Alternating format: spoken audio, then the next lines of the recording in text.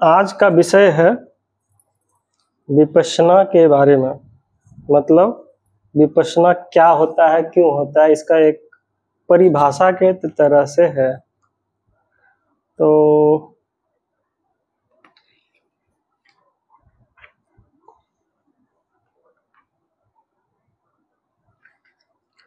विपश्यना क्यों?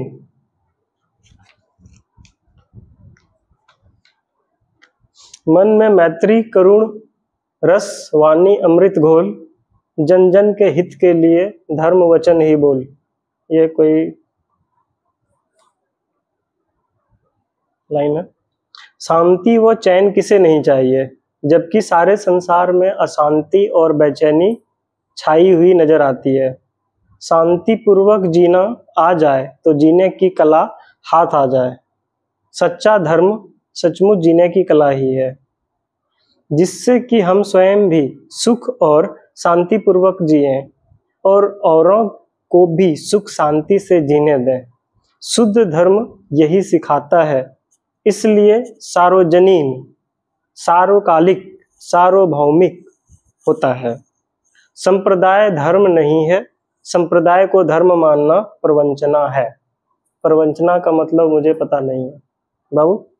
प्रवंचना का मतलब, प्रवंचना का अर्थ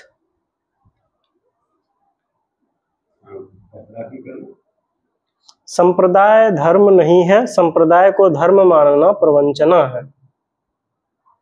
संप्रदाय का मतलब क्या है? संप्रदाय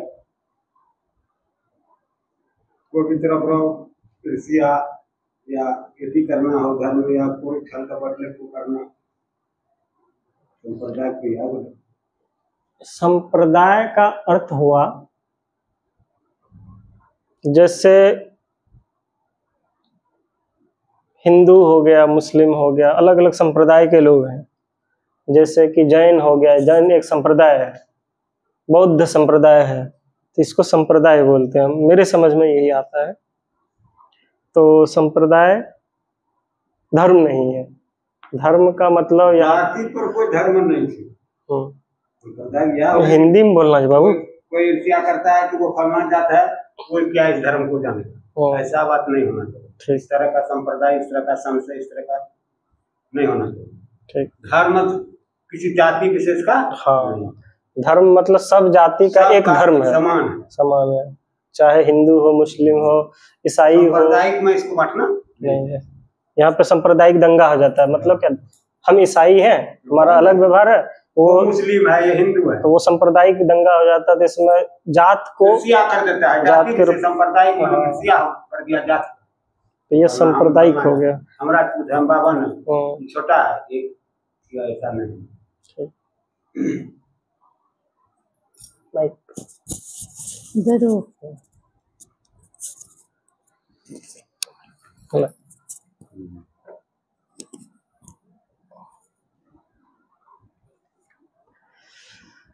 समझें, धर्म कैसे शांति देता है।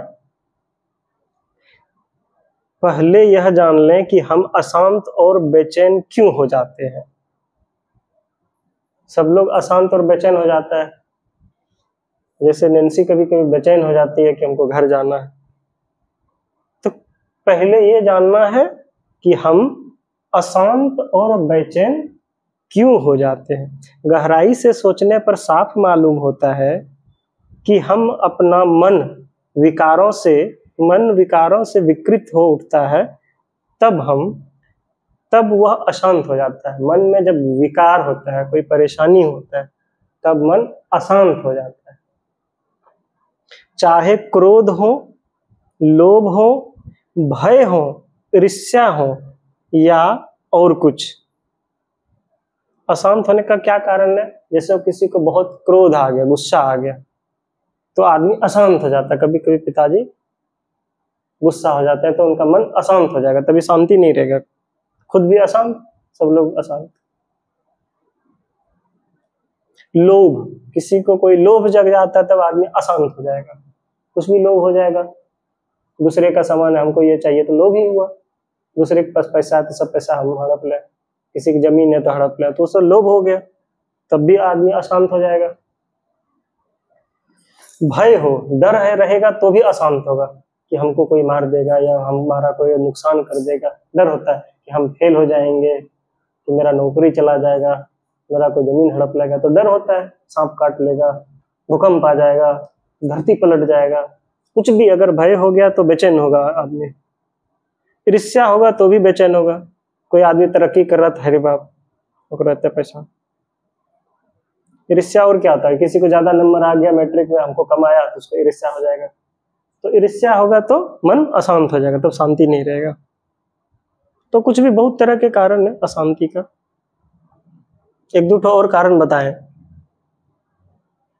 अशांति तो जबकि किसी भी पर चिंता हो जाता है कि न, चाहे किसी भी तरह का हो,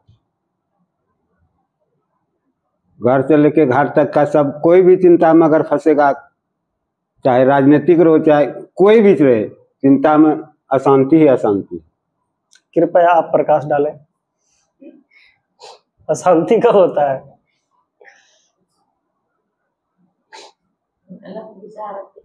हाँ, गलत विचार होने पे अशांति होता है। कृपया आप बताएं अशांति कब होता है घर में? आपके घर में कभी अशांति हुआ? उसका क्या कारण हुआ? किसी भी काम में पूरे परिवार सदस्य का सहमति रहे, वहां शांति रहेगा। अगर एक भी आदमी उसमें किसी तरह का छेड़खानी करता है तो अशांति ही फैलाएगा वो। आपका समय सीमा समाप्त हो गया, कृपया आप बताएं अशांति क्यों होता है? सुमति संपत्ति नाना, जहाँ कुमति तहाँ विपत्ति निधाना। विपत्ति क्या है? अशांति ही अशांति। कृपया समय सीमा को ध्यान रखते हुए जल्दी जल्दी उत्तर दें। आपके पास अशांति हुआ, उसका एक कारण बताएं। पास जैसे अब मैट्रिक में फेल कर गया तो अशांति हो जाए, या उसमें 10 नंबर हमको कम आया, अगर 10 नंबर उसमें आ जाता तो हम फर्स्ट डिवीजन हो जाते, तो अशांति हो गया उसमें। नहीं, पहले कभी अशांति हो उसका एक उदाहरण चाहिए, ये तो कल्पना हो गई। और मेहनत करते थे। जैसे घर में पापा को कभी परेशानी का बीमारी हो गया तो घर में अशांति हुआ, तब तो अशांति हो जाता है। जैसे घर में कब तुमको बाहर जाने के लिए नहीं दिया गया, मेला जाने का मन है या किसी शादी में है या पार्टी में बर्थडे में तुमको मना कर दिया, तुमको शांति मिलेगा? तब मोबाइल 1 महीना तक रिचार्ज नहीं करेगा, रील्स नहीं चलेगा, तो शांति मिलेगा? मिलेगा? बताओ, बेचैन हो जाएगा, क्या होगा? तो बेचैन होने का यही सब कारण है, अशांत होने का। क्या इलाज है जिससे हम में क्रोध, ईर्ष्या, भय इत्यादि ही नहीं आए? इत्यादि आए ही नहीं, और आए भी तो इनसे हम अशांत न हो उठें। पहली बात, अशांत होने के लिए जो कारण है वो कारण ही नहीं आए। पहला तो सबसे बड़ा इलाज यही है कि हमारे पास जो जो कारण बताए अभी वो सब आएगा ही नहीं तो शांति होगा ही। दूसरी बात, अगर आ भी गया तो उसको हम किस तरह से हैंडल करेंगे कि हम लोग अशांत नहीं होंगे। जैसे अभी बोले नंबर अगर 10 कम आ जाएगा तो अशांति होगा, तो ऐसे अगर आ जाएगा तो क्या करेंगे तो शांति नहीं होगा, कुछ तो उपाय होगा। अगर मान लीजिए 4 आदमी घर परिवार में, एक आदमी का सहमति नहीं हुआ, जैसे पिताजी बताए कि एक आदमी का भी असहमति नहीं होगा तो अशांति होगा। तो अगर एक आदमी असहमत हो गया तब क्या उपाय करेंगे कि आगे फिर शांति को बनाया जा सके, अशांत माहौल को फिर से शांत कर सके? कुछ तो उपाय होगा, उस उपाय को भी तो जानना पड़ेगा, क्योंकि चारों घर परिवार का चारों सदस्य एक तरह तो सोचेगा नहीं, तो अशांति होगा। अशांति बाद अब क्या करेंगे, तो इसका इलाज क्या है? तो इसके लिए फिर आगे लिखा गया है इस पुस्तक में, आखिर ये विकार क्यों आते हैं? कोई भी चीज, मन अशांत तो कहाँ होता है? मन में, दिमाग में। तो दिमाग में विकार पैदा होता है। विकार क्यों आ जाते हैं? अधिकांश किसी अप्रिय घटना की प्रतिक्रिया स्वरूप आते हैं। हमारे मन में विकार क्यों आता है? क्योंकि कोई घटना हुआ अप्रिय, जो हमको अच्छा नहीं लगता है, ऐसा घटना घटेगा तो विकार आएगा मन में, विचार उल्टा हो जाएगा, वही विकार हो गया, गलत विचार आ जाएगा, तो इससे हम अशांत होंगे। तो क्या यह संभव है कि दुनिया में रहते हुए कोई अप्रिय घटना घटे ही नहीं? ऐसा संभव है ही नहीं कि हम चाहें कि धरती में कोई अप्रिय घटना ही मेरे साथ नहीं घटे। तब तो फिर स्वर्गलोक में जाना पड़ेगा, और स्वर्गलोक में जाने के लिए सबसे पहले इस लोक को छोड़ना पड़ेगा, जो कि कोई नहीं छोड़ना चाहता है। स्वर्ग में सब जाना चाहता है, लेकिन इस लोक को छोड़ना नहीं चाहता। उल्टा सिस्टम है।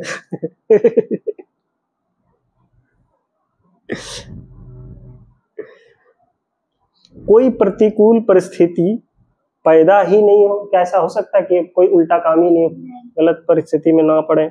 परिस्थिति तो खराब कभी कभी हो ही जाता है। नहीं, यह किसी के लिए भी संभव नहीं। जीवन में प्रिय अप्रिय दोनों प्रकार की परिस्थितियां आती ही रहती है।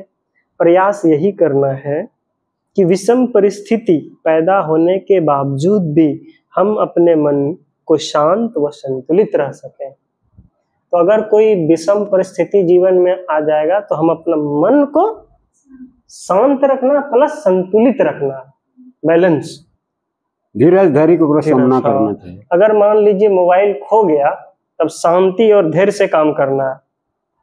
अब क्या कर सकते उसमें विचार करना, ये नहीं कि घर में आया सब सामान फेंक दिए, तो झोला फेंक दिए, तो सब सामान फेंक दिए, गुस्सा हो गया, बर्तन बजाड़ दिए। हम कल चलने कि धीरज धर्म मित्र यरु नारी, आफत काल परे खौचारी। हर वक्त दिन 24 घंटा में आते जाते रहते, ठीक है, लेकिन ऐसे परिस्थिति में अब हम लोग को क्या करना चाहिए? पहली बात तो होबे करेगा, जब बात हो जाता है, अब बंसिया अगर ध्यान न देगा तो उठना ही उस पर, तो होना ही होना। चावल बन रहा है, उसका स्वाभाविक है उठना। देखिए, पहला बात तो क्या है कि मन को शांत रखना है, और दूसरा बैलेंस रखना है। तो अगर मधुर वचन है वो सिद्धि, कटुक वचन है तीर, इत्र द्वार है संतरे सालत सकल शरीर।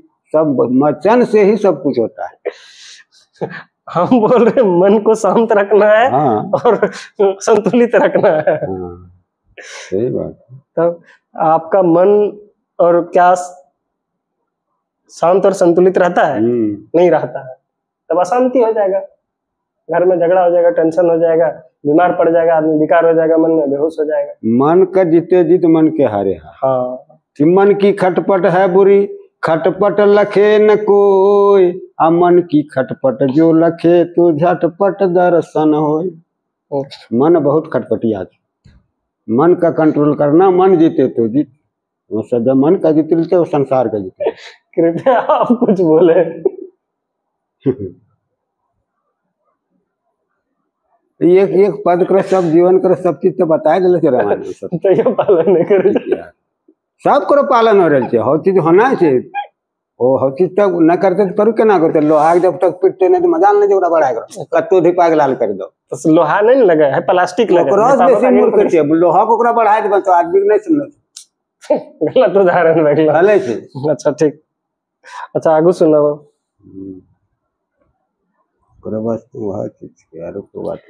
रास्ते में कांटे कंकड़ रहेंगे ही, उपाय यही हो सकता है कि हम जूता पहन के चले। मान लीजिए समस्या है, और किसी रास्ते में जा रहे कंकड़ पत्थर है, तो नंगा पैर क्यों चलेंगे? जूता पहन लेंगे तो कंकड़ पत्थर का असर नहीं पड़ेगा। अब मान लीजिए घर में झगड़ा होता था, मेरे घर में हम क्या करते थे, ईयरफोन में पूरा जोर से गाना बजा कर सो जाते थे, अंदर से गेट लगा के, झगड़ा करते रहो, गाली सुनाते रहो, हम सुनेंगे ही नहीं। झगड़ा खत्म हो गया, ईयरफोन निकाल के देखे, शांत हो गया, हम अपना पढ़ाई लिखाई करने लगे। तो इससे हमारा मन विचलित नहीं होता था, हम शांत रहते थे। ये मेरा पर्सनल अनुभव है। यही हुआ, जूता पहन लिए, कंकड़ है तो कंकड़ तो खत्म, उसका असर ही खत्म। तेज वर्षा धूप आएगा ही, ये भी सही है कि धूप भी पड़ेगा और वर्षा भी होगा जीवन में। बचाव इसी में है कि हम लोग छाता लेके चलेंगे। परिस्थिति का सामना हो गया, बचने का उपाय मिल गया। यानी प्रतिकूल परिस्थितियों के बावजूद भी हम सुरक्षा स्वयं करना सीखें।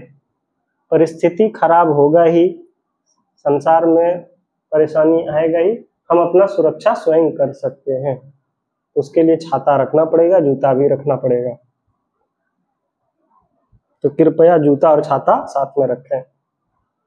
ठीक। सुरक्षा इसी में है कि कोई गाली दे, अपमान करे, तो भी मैं क्षुब्ध न होकर निर्विकार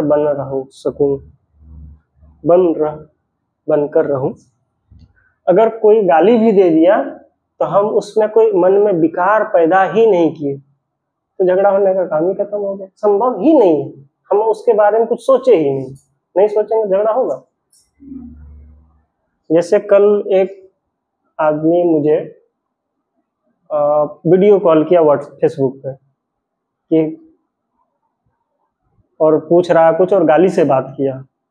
तो हम पूछे कौन है आप, परिचय दीजिए। तो परिचय दिया कि हम आपके बहन के हस्बैंड हैं। बोले कौन बहन, आप बताइए। तो वीडियो पे दिखाया फोटो, हम पहचाने कि मेरे गांव का कोई है। तो फिर पूछे 2-4 बात, फिर बोला, फिर उसका मुंह से गाली ही निकल रहा था बातचीत में, बात में। तो वो भाषा, अपनी भाषा मुझे पसंद नहीं हुआ।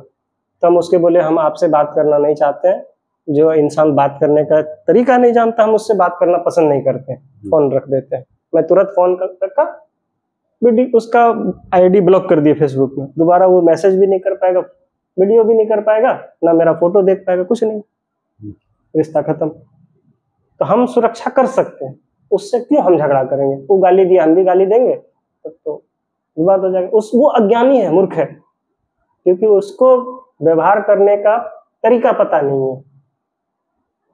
तो हम क्यों उलझेंगे, हम अपना सुरक्षा कर लिए, हमको कोई तकलीफ नहीं हुआ, बात खत्म, हमारे मन में कोई परेशानी ही नहीं हुआ। अगली बार से वैसा समस्या भी वो नहीं पैदा होगा। जैसे एक बार घर पे क्या हुआ था, गांव में एक आदमी खूब गाली दिया मंडली में, दिवाली के दिन दारू पी के, बहुत सबके सामने में। हम कुछ नहीं किए, हम डांटे भी नहीं, गाली भी नहीं दिए, मारे पीटे भी नहीं, हमसे छोटा था उम्र में, हमको कोई परेशानी नहीं हुआ। हम अगर गाली देते, हम अगर झगड़ा करते तो मेरा परेशानी बढ़ जाता। तो हम बच सकते हैं, बचने का उपाय है। तो अगर कोई गाली दे तो हम मन में विकार पैदा नहीं करें, हम कुछ उसके बारे में बुरा सोचे ही नहीं। तो इससे मेरा भला हुआ, उसका जो हुआ पता नहीं क्या हुआ, लेकिन हम ठीक रहे। यहाँ एक बात यह विचारनी है कि किसी व्यक्ति द्वारा अयोग्य व्यवहार करने पर, यानी उसके दोष के कारण क्षोभ या विकार मुझे क्यों होता है। हाँ, सबसे बड़ा विचार क्या है कि कोई आदमी मेरे साथ अगर अयोग्य व्यवहार कर दिया तो उसके प्रति हम गुस्सा या दोष, क्षोभ, ऐसा मन में विचार क्यों उत्पन्न हो गया। तो हमको खराब बात बोल दिया तो हम क्यों इस तरह से विकलित हो गए, क्या कारण हुआ। इसका कारण मुझे, यानी मेरे अचेतन मन में संचित अहंकार, आसक्ति, राग, द्वेष, मोह आदि की गांठें हैं, जिस पर उक्त घटना का आघात लगने पर क्रोध, द्वेष आदि विकार चेतन मन पर उभरते हैं। ये लाइन बहुत ही वैज्ञानिक बात है, जो कि मैं कुछ दिन पहले एक किताब पढ़ना शुरू किया था, वो अचेतन मन की शक्ति, अवचेतन मन की शक्ति। उसी किताब में इसके बारे में बहुत विचार है, बहुत लिखा हुआ।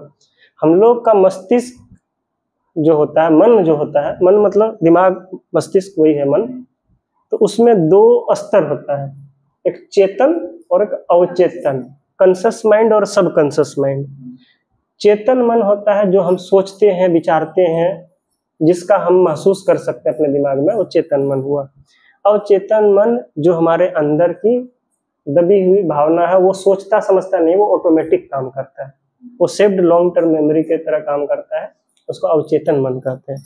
जैसे कोई आदमी नींद में बोल देता है तो वो कौन काम करता है, हम लोग सपना देखते हैं, वो कौन करता है, अवचेतन मन। हम लोग का सांस चल रहा है, हम लोग का पाचन तंत्र काम कर रहा है, वो कौन कर रहा है, अवचेतन मन। तो अवचेतन मन में कैसे ज्ञान आता है, तो कुछ हम लोग का हेरिडिटरी चीज होता है, अनुवांशिक गुण, और कुछ होता है हम लोग जो सुनते हैं, देखते हैं, महसूस करते हैं, 5 ज्ञानेंद्रिय से जो हम लोग को ज्ञान मिलता है, उससे संचित ज्ञान अवचेतन मन में धीरे धीरे धीरे धीरे संग्रहित होता है। तो उस अवचेतन मन में हम लोग का अगर आसक्ति है, अहंकार है, राग है, द्वेष है, मोह है, ये सब अगर संचित है हमारे अंतःमन में, आत्मा में, तो जब वो कोई हमको गुस्सा करेगा या गलत व्यवहार करेगा तो वो उभर जाता है। वही क्रोध, वही द्वेष, वही आसक्ति उधर से बाहर निकल जाता है, जाग जाता है उस समय। तो यही उसका कारण बताया गया है कि हम लोग वैसा व्यवहार क्यों करते हैं। किसी आदमी को गाली दिया तो वो भी गाली देगा, या फिर उसको अनसुना करके चला जाएगा, या उसको अच्छा बात सुना देगा, यही बात करेगा ना। आपको कोई एक थापड़ मार दे बिना कारण का, आप क्या करेंगे? या तो उसको 2 थापड़ दे देंगे, या नहीं तो बोलेंगे अच्छा कोई बात नहीं, मार दिया तो गलती हुआ होगा कुछ, या नहीं तो उसको समझाएंगे या पूछेंगे क्या बात हुआ भाई। तो कैसा व्यवहार करते हैं वो इस पे निर्भर करता है कि हमारा अंतरात्मा कैसा है, शुद्ध है, अच्छा है, खराब है, राग है, द्वेष है, मोह है, सब अंतरात्मा में है। तो अंतरात्मा से ये सब व्यवहार बाहर निकलता है। इसलिए जिस व्यक्ति का अंतर्मन परम शुद्ध है, उसे ऐसी घटनाओं से कोई विकार या अशांति नहीं हो पाती। जिसका मन बहुत शुद्ध है, शांत है, अंतर्मन, जिसका आत्मा, उसको इन चीजों से कोई प्रभाव नहीं पड़ता। कोई गाली दे दिया, कि खाना खराब मिल गया, कि कोई झगड़ा हो गया, चोरी हो गया, शांत रहेगा। अब हो गया, उसके अनुसार फिर आगे का काम सोचा जाएगा कि चलो क्या करना उचित रहेगा। जैसा घटना वैसा उसका निदान करना सोचना पड़ेगा। परंतु प्रश्न यह है कि जब तक अंतर्मन परम शुद्ध नहीं हो जाता, तब तक क्या किया जाए। अब तो यही बात हुआ कि जितना भी हम लोग के साथ में हो रहा है, हमारा व्यवहार जो हम कर रहे हैं, वो अंतर्मन में संचित विकार के कारण है। अब अंतर्मन शुद्ध रहेगा तो विकार आएगा ही। अब अंतर्मन को शुद्ध कैसे करेंगे, ठीक है? अगर हमारा अंतर्मन शुद्ध हो जाएगा तो अप्रिय घटना से हमको असर नहीं पड़ेगा। तो अंतर्मन को कैसे शुद्ध करेंगे बताइए?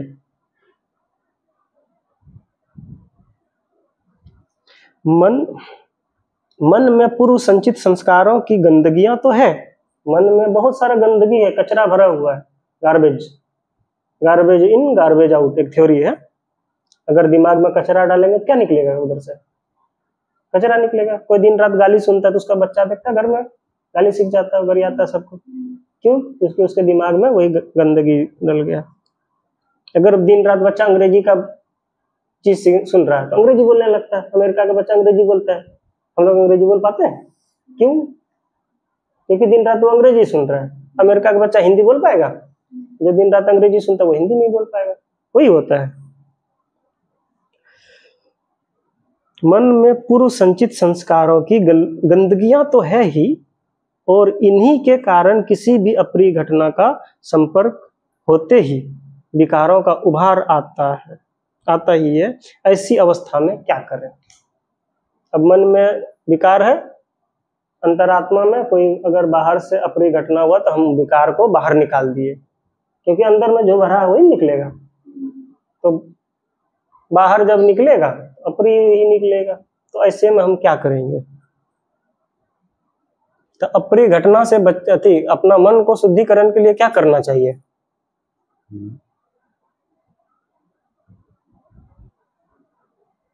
अपने जागरूकता रह लगते।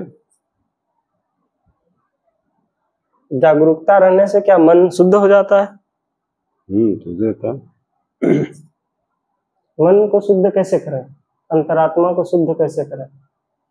ये अच्छा विचार आए, गलत विचार ही नहीं आए, शुद्ध विचार, अच्छा विचार, दूसरे का भला के लिए, अपने के लिए भला के लिए। कोई गाली भी दे दे तो हम उसका बुरा नहीं माने, कोई 2 झापड़ भी मार दे तो हम बुरा नहीं माने, उसके पीछे कारण कहते सठ से विनय कुटिल से प्रीति, सहज कृपण संग सुंदर नीति। उस तरह का आदमी को दंड देना ही जरूरी है जो इस तरह का कृपण वाला काम, दुष्ट वाला काम, अपघाती वाला काम कर रहा है। सब काम दंड से ठीक नहीं होता है। जब समय आ जाएगा तो वो अपना पुनः उसको करना पड़ेगा। समय करवाता। कृपया धीरे बोले, अपना जागरूकता के साथ। पहले लक्ष्मण ने कह दिया कि विनय से नहीं मानने वाला है भैया, कल नहीं भगवान राम कर जोड़ी खड़ा हो गए। जब आप थकी गए तब आप फिर लक्ष्मण की बात माने लगले। तो वह लक्ष्मण के सठ से विनय कुटिल से प्रीति सहज कृपन संग सुंदर नीति। कि सहज आदमी बनला से काम चले वाला यहाँ नहीं थे, सामना करे बुद्धि लगाओ जे कि संशय हमारा मिटी जाते। तो संशय कब मिटते जब हम सामना खड़ा हो जाबो तनी का ओकरे जुगा तब संशय हमारा मिटी जाते। अपना मन को शुद्ध करने का तरीका मुझे पसंद नहीं आया।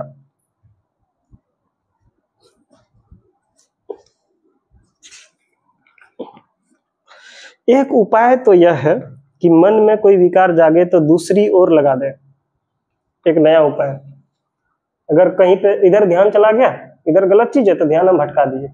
एक उपाय तो ये हो सकता है, जैसे कोई गाली दे दिया उस पर ध्यान नहीं, हम कोई दूसरा चीज जानबूझ के सोचने लगे। ये सब बच्चा को करता है। हाँ, भक्ति में टाली देना। जैसे कि बच्चा रोने लगता है, कोई चीज मांग रहा है, हाँ देखा गोल गोल चल देखा चल रहा लगो, तो बच्चा का ध्यान भटक गया तो बच्चा भूल गया। तो ये भी एक उपाय है, हम कर सकते हैं। बड़ा आदमी भी कर सकते हैं कि मन को दूसरे तरफ लगा दें। हाँ, ताकि उसको समझ में नहीं आवे कि हमारा बात को सुन रहा है या मन में रख रहा है। जागरूकता के साथ उसको जगह पर रख देना है, समय पर उसको निकालना है। सीमा का ध्यान रखते हुए कृपया जल्दी जल्दी खत्म करना पड़ेगा, इसीलिए थोड़ा कम बोलना है। परंतु यह सही उपाय नहीं है, क्योंकि मन दूसरे तरफ लग जाएगा तो गड़बड़ा जाएगा, फिर अपना भी सही काम कैसे करेंगे। किसी अन्य चिंतन में अथवा अन्य काम में तो लगा सकते हैं, यानी वस्तु स्थिति से पलायन करें। मतलब हो रहा है कुछ और हम कहीं और चले गए, मन को भटका दिए, जानबूझ के भगा दिए। जैसे घर में कोई दुर्घटना होता है तो घर से उसको भगा दिए, समस्या तत्काल टल गया। होता है ना कि यहाँ पे समस्या था, उस समस्या को हटा दिए, तत्काल समस्या हल हो गया तत्काल के लिए। फिर जब आएगा तो फिर तो समस्या आ जाएगा। तो ये लेकिन परमानेंट सॉल्यूशन नहीं हुआ, जिससे, परंतु यह सही उपाय नहीं है।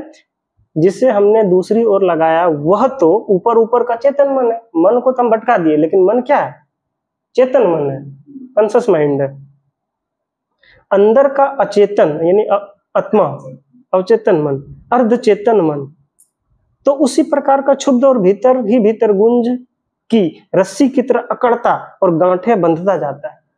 हमारा अंतर आत्मा में तो वो तो बुराई रह गया, वो जो उसका गांठ है, विकार है, वो तो रह गया। मन को भटका दिए, लेकिन आत्मा तो अटल है, वो तो शुद्ध नहीं हुआ। भविष्य में जब कभी ये गांठें उभर कर चेतन मन पर आएगी तब और अधिक अशांति और बेचैनी पैदा करेगी। अतः पलायन करना समस्या का सही समाधान नहीं है, यह रोग का सही इलाज नहीं है, क्योंकि अंतरात्मा तो अशुद्ध रह गया। अगर अंतरात्मा ही शुद्ध हो जाएगा तो मन को भटकाने का जरूरत ही नहीं पड़ेगा, मन वहीं रहेगा शांत अचल, हमें भटकाने का जरूरत नहीं पड़ेगा, क्योंकि उसको समझ जाएंगे, हम बर्दाश्त करने का क्षमता हो जाएगा। इसी समस्या के समाधान की खोज आज से 2500 वर्ष पूर्व इसी देश में भगवान गौतम बुद्ध ने की। ये जो समस्या था इसका समाधान कब किया गया? 2500 वर्ष पूर्व। किसने किया? गौतम बुद्ध, भगवान गौतम बुद्ध ने। और लोगों के कल्याण के लिए इसे सर्वसुलभ बनाया और सबका कल्याण हो इसलिए सबके पास उपलब्ध करवा दिया। उन्होंने अपनी अनुभूतियों के बल पर, अनुभूति मतलब एक्सपीरियंस, जो अनुभव हुआ, उन्होंने अपनी अनुभूतियों के बल पर जाना कि ऐसे अवसर पर पलायन न करके वस्तु स्थिति का सामना करना चाहिए। ऐसे समस्या का सामना करना पड़ेगा, जैसे पिताजी बता रहे थे, डट के सामना करना चाहिए। किसी भी घटना के कारण जो भी विकार जागे उसे यथावत देखना।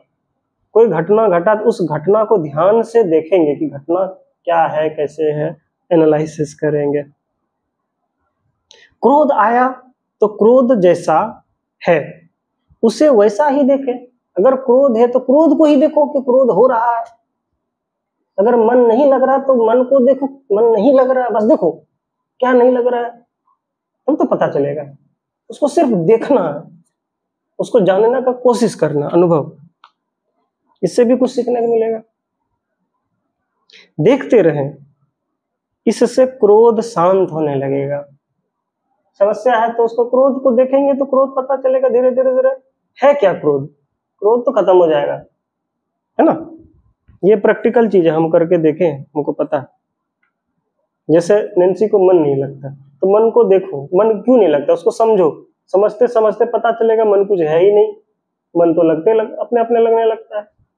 उसको देख नहीं पाता आदमी मन को, मन है क्या। जो मन को देख लेगा तो उसका मन को कंट्रोल कर लेगा, जहां चाहेगा वहां मन लगा देगा।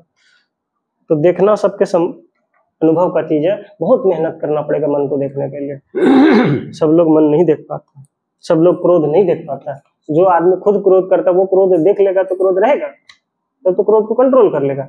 जिसका मन नहीं लगता उसको मन को देख लेगा तो मन को लगा देगा, क्योंकि उसको तो पता चल गया मन क्या होता है। समझ में आया? वो सब नहीं देख पाता है। जिसको गुस्सा आता है वो अपने से गुस्सा को नहीं देख पाता है।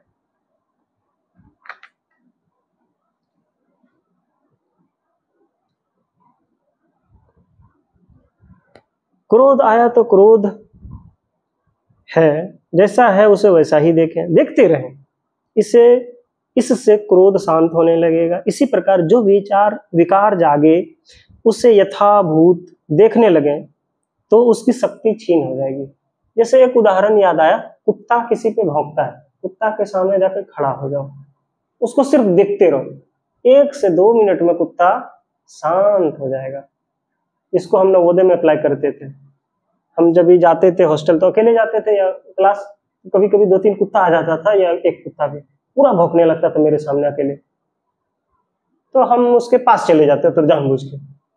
कुछ बच्चा को डर लगता था कि क्या कर रहा है, वो उल्टा कुत्ते के पास चला गया, हम उसके पास चले गए जानबूझ के। जब हम धीरे धीरे जाते, स्पीड में नहीं, धीरे धीरे शांत मन से कुत्ता के पास गए, कुत्ता धीरे धीरे पीछे हटने लगा और थोड़ा देर बाद चला गया। वो पीछा कभी नहीं करेगा। यहाँ पे भी देखना, यहाँ पे भी कभी कभी गाड़ी लेके जाते हैं, कुत्ता भौंकने लगता है, कुत्ता के पास रुक जाओ शांत।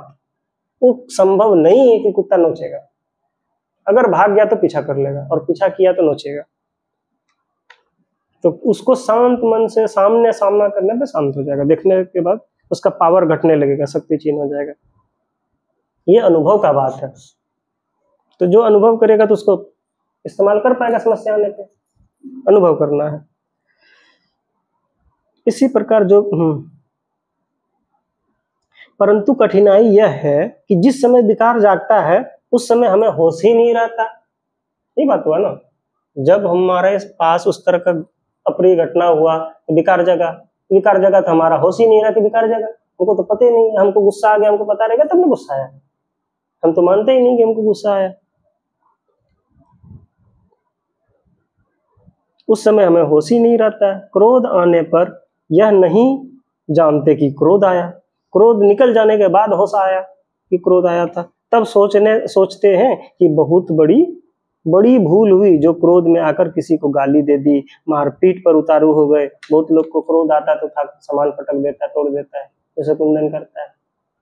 बाद में पछताता कि हमको तोड़ना नहीं चाहिए था, बदमाशी नहीं करना चाहिए था। तो क्रोध जब शांत हो जाता तब उसको पछतावा होता है। उस समय ध्यान ही नहीं रहता कि हमको क्रोध आ गया, ये गलत काम कर रहे हैं। इस बात को लेकर पश्चाताप करते हैं, परंतु दूसरी बार वैसा ही परिस्थिति आने पर फिर वैसा करते हैं, फिर उस तरह का घटना घटा, फिर गुस्सा कर दिया। एक बार तो पछताया, फिर दोबारा होगा फिर गुस्सा हो जाएगा, तो क्या पछताया। परंतु वस्तुतः क्रोध आने पर तो हमें होश रह नहीं पाता। बाद में होश आने पर पश्चाताप करने से लाभ नहीं होता। चोर आए तब सो रहे, परंतु उसके द्वारा घर का माल चुरा लिए जाने के बाद जल्दी जल्दी ताले लगाए तो क्या लाभ। अब घर खुला था, रात में चोर आके सामान ले गया, बाद में ताला लगाएंगे फटाफट, क्या फायदा होगा, सामान तो चोरी हो गया। भविष्य में चोरी नहीं करेगा ना। कृपया विचार व्यक्त करें।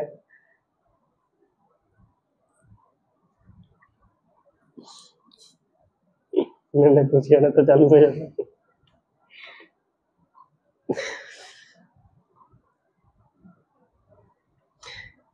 निकल भागने के बाद सांप को उसी की लकीर पीटते रहें तो क्या लाभ।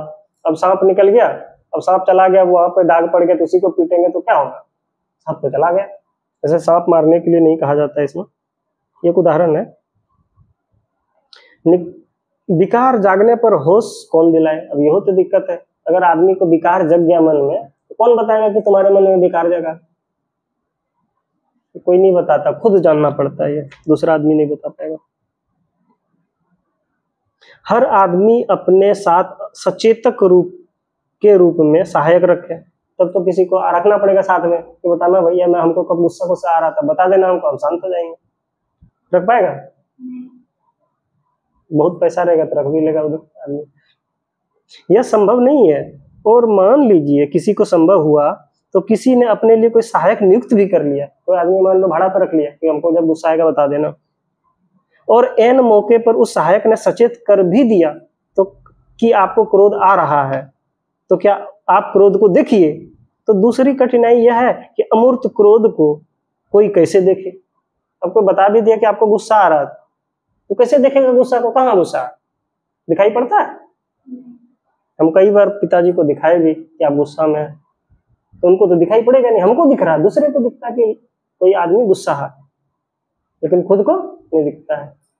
आप दुखी हैं तो दूसरे आदमी को दिख रहा दुखी है, लेकिन तुमको दिखाई नहीं पड़ेगा, नहीं तो फिर दुखी है तो फिर खुशी हो जाएंगे क्या। अगर हमको पता है कि हम दुखी हैं तो हम खुशी कैसे होते, वो अगर हमको पता है तो हम खुशी हो जाएंगे, क्या ही दुख होगा। लेकिन हमें पता ही नहीं चलता हम दुखी हैं, दूसरे को पता चल जाता है।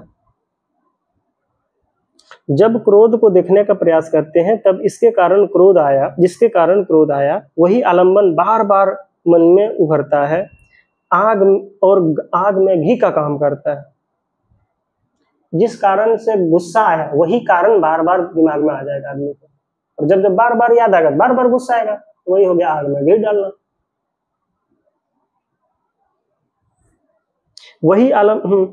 वही तो उद्दीपन है। उद्दीपन मतलब सेंसेशन, कोई चीज टच करने पे उसका अनुभूति हुआ तो जो टच हुआ सेंसेशन उसको उद्दीपन बोलते हैं। तंत्रिका तंत्र में उद्दीपन पड़े ना, वैसे छूते हैं तो गर्मी लगा ठंडा लगा, वही तो उद्दीपन हुआ। ये तो मैट्रिक में था ना 10th में उद्दीपन, स्टिमुली।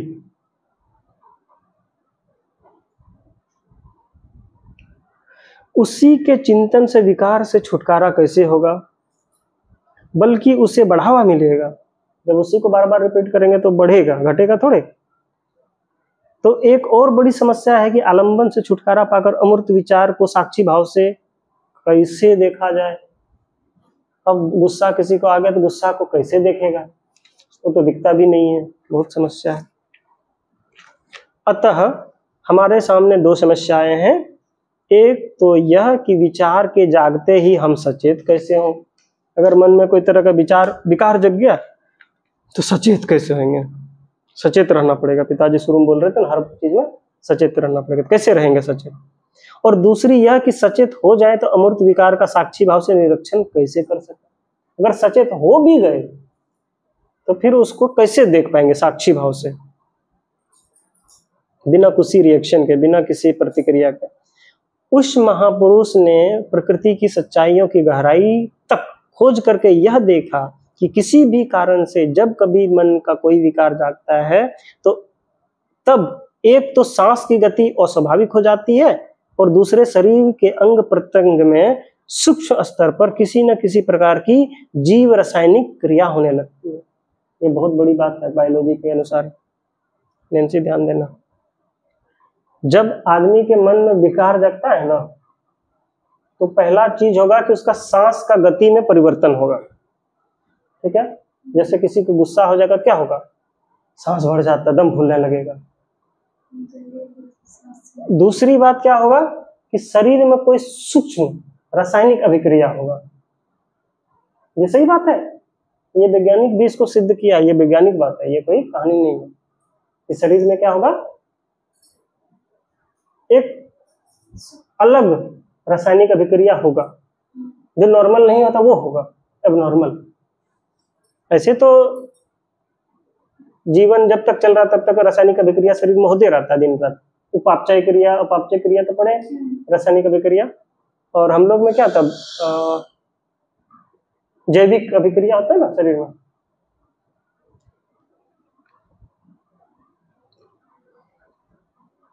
यदि इन दोनों को देखने का अभ्यास किया जाए तो परोक्ष रूप से अपने मन के विकार को देखने का काम ही होने लगता है और विकार स्वयं ही क्षीण होते होते निर्मूल होने लगता है। ये बहुत बड़ी बात है।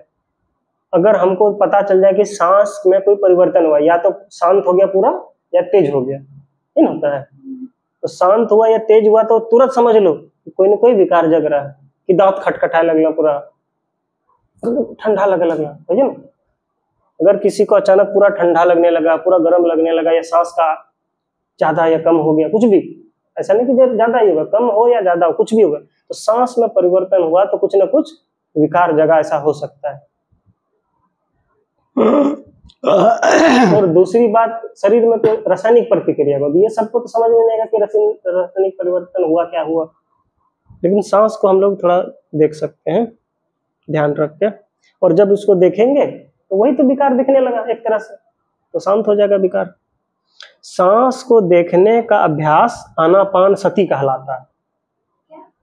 आनापान सति, सांस को देखने का जो प्रैक्टिस है, अभ्यास है, इस अभ्यास को क्या बोलते हैं? आनापान सति। सुन लो बाबू, क्या बोलते हैं? सांस को देखने की अभ्यास को क्या बोलते हैं?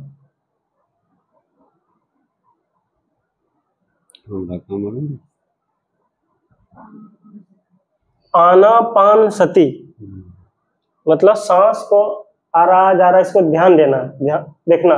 देखना मतलब आंख से दिखता थोड़े, अनुभव, ध्यान रखना, इसको बोलते हैं आनापान सति। और मैं इसी का ध्यान सब स्टूडेंट को ज्यादातर सिखाता हूँ कि 10 मिनट आनापान का अनुभव करो, उसका अभ्यास करो 10 मिनट। तो 10 मिनट करते करते बहुत धीरे धीरे आगे बढ़ जाएगा, तो बहुत फायदा होता है। तो इससे क्या होगा कि वो जो विकार मन में जगता है ना, उसको धीरे धीरे देखने का अनुभव जाग जाएगा प्रैक्टिस करने से।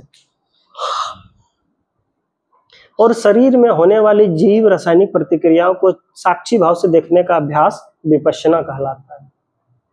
और हमारे शरीर में जैसे कोई विकार जगा तो रासायनिक अभिक्रिया हुआ, उस अभिक्रिया को अगर कोई देखने का प्रैक्टिस करता है उसको बोलते हैं विपश्यना। मैं जब विपश्यना सीखा तो मैं इस चीज को अनुभव किया कि मेरे मन में एक छोटा सा विकार जगा ना, तो शरीर में अभिक्रिया हुआ था। जब मन पूरा शांत हो जाता है तो ये अनुभव होता है, उसको देखने का प्रैक्टिस करना पड़ता है। हम बहुत प्रैक्टिस किए तो हमको थोड़ा ये चीज ज्ञान हुआ और दिखा कि विकार जग रहा है, उसका कोई असर पड़ रहा है। मोबाइल को देखिए, तो मोबाइल लीजिए, अब दिया लगाओ,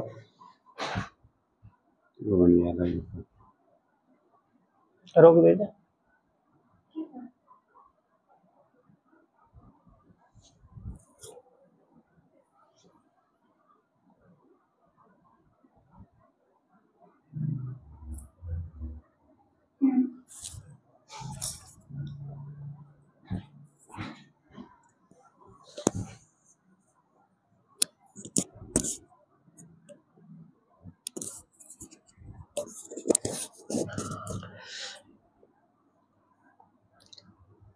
यहाँ पे हम लोग 2 शब्द को सीखे, एक आनापान सति और दूसरा विपश्यना। आनापान सति क्या है? सांस को देखने का अभ्यास आनापान सति कहलाता है और शरीर में होने वाली जीव रासायनिक प्रतिक्रियाओं को साक्षी भाव से देखने का अभ्यास विपश्यना कहलाता है। दोनों एक दूसरे से गहरे संबंधित है। इन दोनों का बहुत अच्छा अभ्यास हो जाए तो यह किसी भी कारण जब मन में विकार उठे तो पहला काम यह होगा कि सांस की बदली हुई गति और शरीर में उत्पन्न हुई किसी भी प्रकार की जीव रासायनिक प्रतिक्रिया को हमें सचेत करेगी, प्रतिक्रिया हमें सचेत करेगी कि विचारधारा में कोई विचार जाग रहा है। अगर हम लोग सीख जाएंगे सांस को देखने का और शरीर में जो रासायनिक अभिक्रिया हुआ उसको देखने का, तो कोई विकार जगेगा तो हमको पता चल जाएगा। सांस और इन सूक्ष्म संवेदना को देखने लगे तो स्वभावतः उस समय उठे हुए विकार का उपशमन, उन्मूलन होने लगेगा। जिस समय हम अपनी सांस को लेने और छोड़ने को साक्षी भाव से देखते हैं अथवा शरीर की जीव रासायनिक या विद्युत चुंबकीय प्रतिक्रिया को साक्षी भाव से देखते हैं, उस समय विकार उत्पन्न करने वाले आलंबन से सहज ही संपर्क टूट जाता है। ऐसा होना वस्तु स्थिति से पलायन नहीं है, क्योंकि अंतर्मन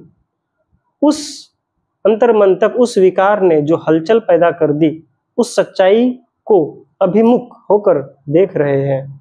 सतत अभ्यास द्वारा अपने आप को देखने की यह कला जितनी पुष्ट होती है, उतनी ही स्वभाव का अंग बनती है और धीरे धीरे ऐसा स्थिति आती है कि विकार जागते ही नहीं है अथवा जागते हैं तो दीर्घ समय तक चल नहीं पाते, और चलते भी हैं तो पत्थर की लकीर की तरह संस्कार के गहरे अंकित नहीं हो पाते हैं, बल्कि पानी या बालू पर पड़ी लकीर जैसा हल्का सा संस्कार बनता है, जिससे शीघ्र छुटकारा मिल जाती है। संस्कार जितना गहरा होगा उतना ही अधिक दुखदायी और बंधन कारक होता है। जितनी शक्ति से और जितनी देर तक किसी विकार की प्रक्रिया चलती है, अंतर्मन पर उतनी ही बड़ी लकीर पड़ती है। अतः काम की बात यह है कि विकार जागते ही उसको साक्षी भाव से देखकर उसकी शक्ति छीन कर दी जाए, ताकि वह अधिक लंबे अरसे तक चलकर गहराई में न उतर सके। आग लगते ही उस पर पानी छिड़कें, कहीं ऐसा न हो कि पेट्रोल छिड़क कर उस आग को बढ़ा दें। जागे हुए विकार को सचेत होकर तत्क्षण देखने लग जाना, उस विकार की आग पर पानी छिड़कना है। और जिस आलंबन को लेकर विकार जागा, बार बार उसका चिंतन करना, उस पर पेट्रोल छिड़कना है। अपने अपमान की अप्रिय घटना को याद करते रहें तो विकार की लकीर याद करके अधिक गहरी बना लेते हैं, उससे बाहर निकलना दुभर हो जाता है।